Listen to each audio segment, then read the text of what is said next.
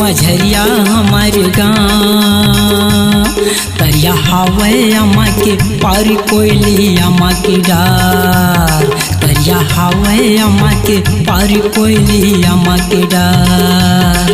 हमर गाँवे माँ बेगा भैया का मझरिया हमारे गाँव तरिया हवे अम्मा के पार कोयली अम्मा के डार तरिया हवे अम्मा के पार कोयली अम्मा के डार।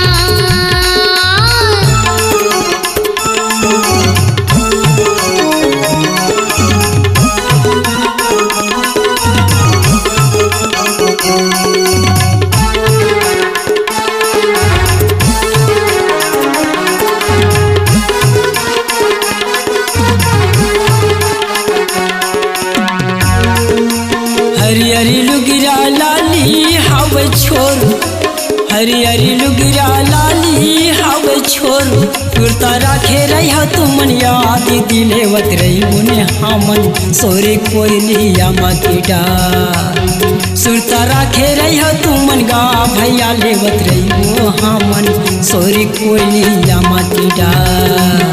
हमर गाँवे माँ बेगा भैया का मझरिया हमारे गाँव तरिया हवे अम्मा के पार कोयली अम्मा के डार तरिया हवे अम्मा के पार कोयली अम्मा के डार।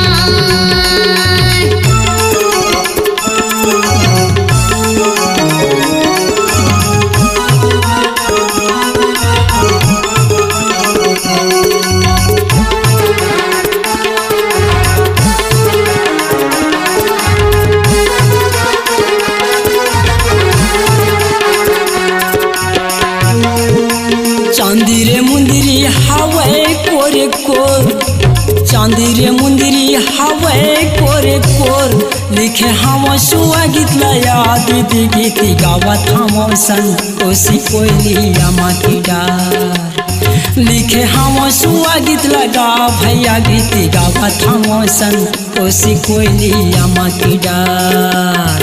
हमर गाँवे माँ बेगा भैया का मझरिया हमारे गाँव तरिया हवे अम्मा के पार कोयली अम्मा के डार तरिया हवे अम्मा के पार कोयली अम्मा के डार।